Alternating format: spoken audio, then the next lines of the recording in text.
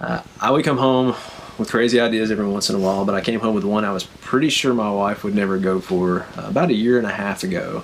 I came in and said, hey, how would you like to sell our house and most of our stuff and move into an RV?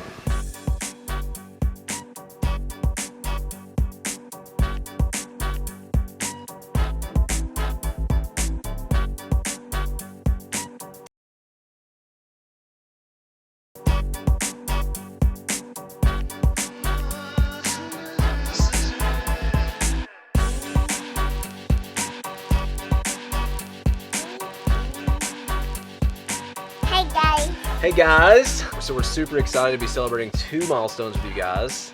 Hensley, did you know that we have 50,000 subscribers? And that's the thing is scrappers. That's a what? That is a lot.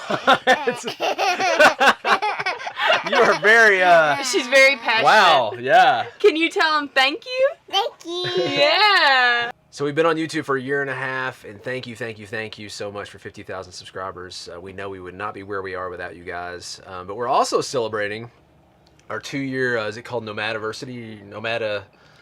It's hard to say. It's easier. Nomadiversary. Yeah, there you go. There we go. We've been on the road full time for 2 years now, and it's been an exciting 2 years. And so we thought we would share, if we could like step back in time and talk to our former selves, or who knows, show this video to our former selves somehow.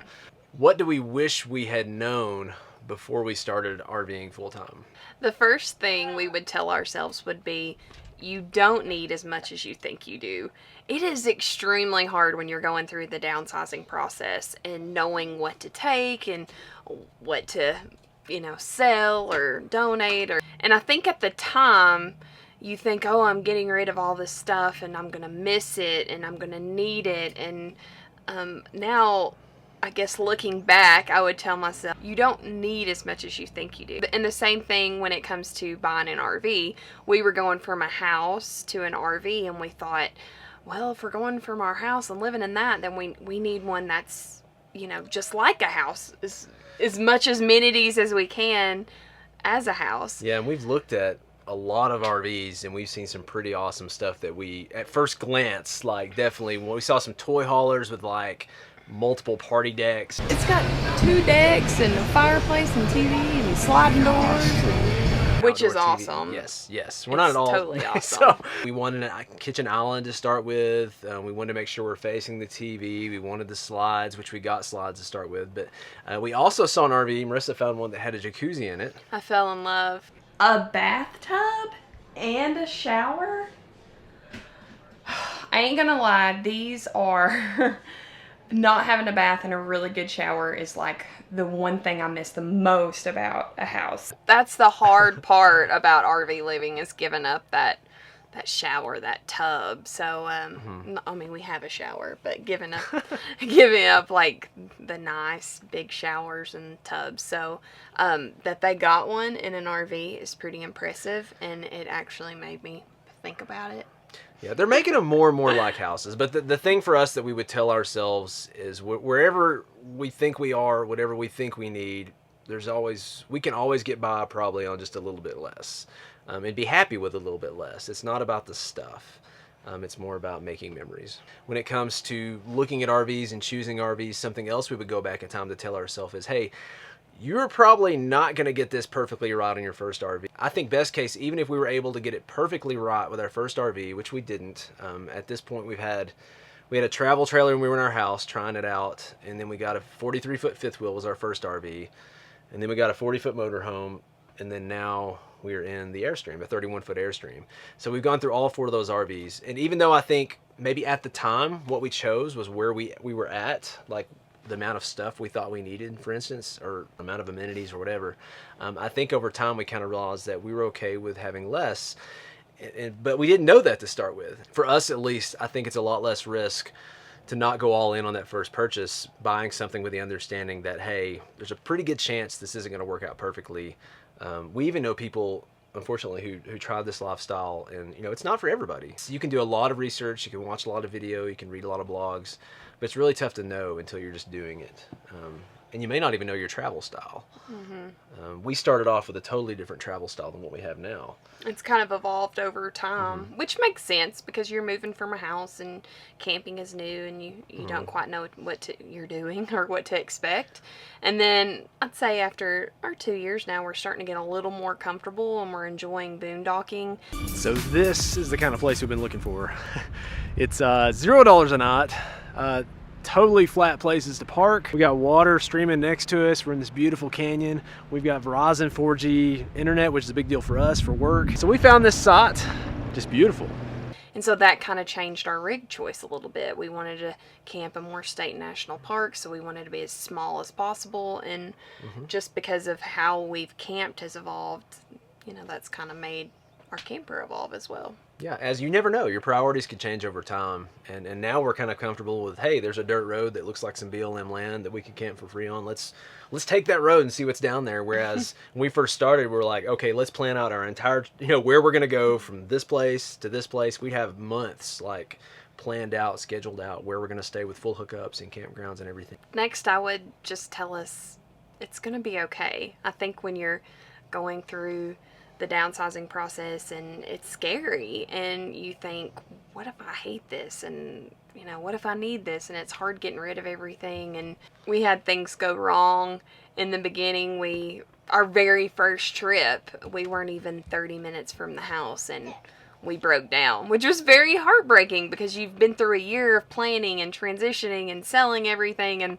we get 30 minutes down the road. And that's our second RV. Our first RV, we had issues with it like crazy. It broke down so bad we drove 8 hours to go get it and couldn't even take it back home with us. We had to leave it in a repair shop 8 hours away. It had so many things going wrong with it. Our motorhome broke down. We had to have it towed. There goes Inslee. Here goes our home. Yep. This is officially weirder than when we pulled out driving our own RV at the beginning. Oh man, that's sad. Even our decision recently to change from the motorhome to the Airstream was stressful too, because we liked our motorhome, we enjoyed it. It was very spacious, but we just really felt passionate about having less stuff and having something shorter and smaller that could go to more spaces and accommodate the kind of RVing we wanted to do. So in the moment, things always feel like it's worse than it really is. And I think we've realized over time that things are going to happen and it's going to be okay. And if anything, we have memories. We're spending time together. Just because things don't go 100% perfectly all the time doesn't mean that, life isn't good, that we're not where we're excited to be at in life. And another thing too, I think if I could go back in time and just tell myself, especially when you're making these decisions of, do I sell the house? Do we rent the house? Do we buy an RV? Do we just get a smaller house to have more time to spend together? Is don't give everyone the same voice. I know a lot of times we met a lot of people like, they don't tell anybody for a long time. They're like, somebody's going to think we're crazy. And people did think we were crazy when we told them what we were doing. It's all or nothing, the reaction. It's just like, the greatest thing ever, or it's just like crickets. Which, like, oh, really? If you're telling somebody and you get crickets, yeah, or, if they say, if that's what you want to do with your life, and then that's all they say, not usually a good thing. So you're going to get these different reactions, but keep in mind as you're getting these reactions, or like ourselves, if you're something's on YouTube or out in the public and you're getting feedback or comments on Facebook or Instagram or wherever, take into account not every voice should have the same kind of weight. I mean, the people who have been in your life for a long amount of time, or people who have shown you love and support, and they know you personally, maybe family, friends, they should have more weight as far as what they think and how they feel. And people who have experience as well. If you're looking to RV, and somebody who's been RVing for a long time or gone through the same transition feels a certain way, I mean, you should probably listen to that. I mean, you definitely want to get feedback, but at the same time, don't let it get you too down if, certain people don't agree, because not everyone is going to agree with what you're doing, no matter what you do in life, really. Life is short. It is. I mean, I can't believe it's already been 2 years of us being on the road, and Hensley's getting so big and she's growing, and we wanted to look back on life and have no regrets and not be like, I wish we would have been there more when she was smaller. I wish we would have seen those special milestones that she had in her life. If I'm going back and talking to myself, I'm saying just figure out what is your inspiration, what is your motivation for doing this, and just cling to that for when, because times will be great sometimes. You'll be overlooking, this beautiful view, or you'll be having this moment with your family or whatever the situation. And then times will be tough. You'll be sitting there watching your RV get towed away, or, there's up and there's down, but you keep that motivation front and center, and it makes it all worth it. But again, thank you so much, guys, for being part of the journey. Phenomenal. The people we've been able to meet in person through YouTube, online through YouTube, through Instagram, through Facebook, through Patreon. Just so exciting to be able to do this and to have people that share the journey with us. And we're looking forward to what's next. Hey, Goober. Hey, Hensley. What would you tell yourself when you were 1? You're 1. When you were 1 years old? You're 3 now, and you were 1 when we started? 3. Bye. Bye. Say see you later. Thank you so much, guys. We will catch you later. I'm gonna go hide. You go count. No cheating. You better count. I can see. And then that's